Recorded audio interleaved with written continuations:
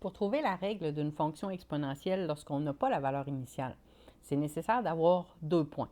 Donc, on a ici, dans l'exemple A, 2 points. Donc, le point 1, qui est moins 1, 1,5, et le point 2, qui est 3, 24.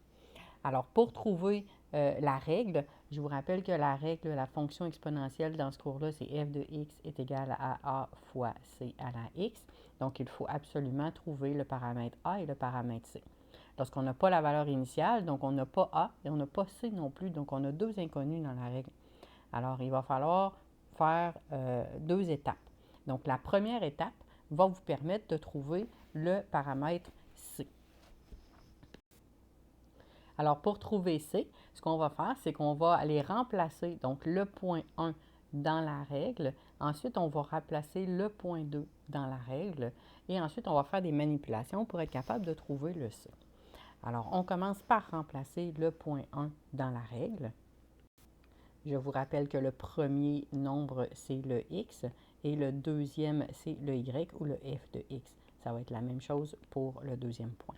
Alors, si je remplace mon f de x par 1,5 égale, mon a, je ne le connais pas, mon c, je ne le connais pas non plus, et mon x, lui, vaut moins 1.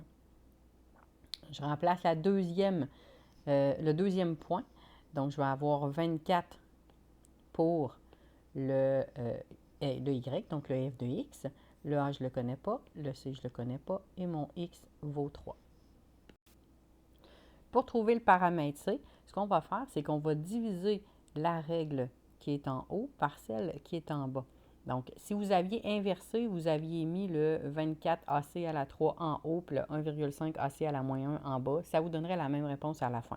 Donc, ce n'est pas important laquelle vous mettez en haut, laquelle vous mettez en bas. Donc, on va faire la division. Donc, je vais faire 1,5 divisé par 24. Je garde le plus de chiffres possible après la virgule quand il y en a.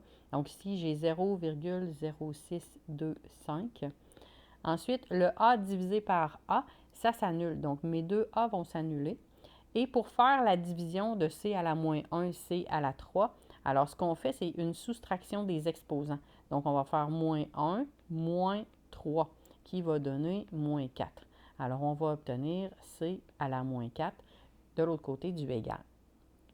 Ensuite, je dois faire une racine de moins 4 pour me débarrasser de l'exposant moins 4. Alors, une racine moins 4.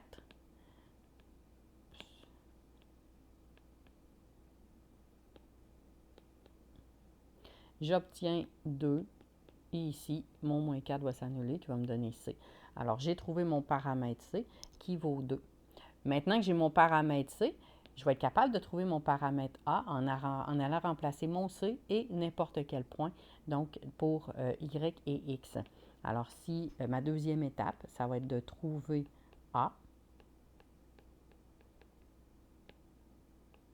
Alors, je vais prendre le point 3, 24, donc je vais remplacer mon f de x par 24. Mon A, je ne le connais pas, c'est celui que je cherche, multiplié par C qui vaut 2, exposant x qui vaut 3. Alors, je vais appliquer mon 2 exposant 3 pour faire le calcul. Alors, je vais avoir 24 est égal à A, 2 exposant 3, ça donne 8, donc A fois 8. Et pour isoler mon A, je dois me débarrasser du fois 8. Alors, je vais faire le contraire de multiplication qui est une division par 8 des deux côtés. Alors, je vais obtenir 3 qui vaut A. Alors, j'ai mon A, j'ai mon C. Il me reste juste à les remplacer dans ma règle pour trouver la règle de cette exponentielle-là. Donc, mon f de x reste là. Mon A vaut 3. Mon C vaut 2. Exposant x. Et ça me donne ma règle de la fonction exponentielle lorsqu'on n'a pas la valeur initiale au départ et qu'on a seulement 2 points.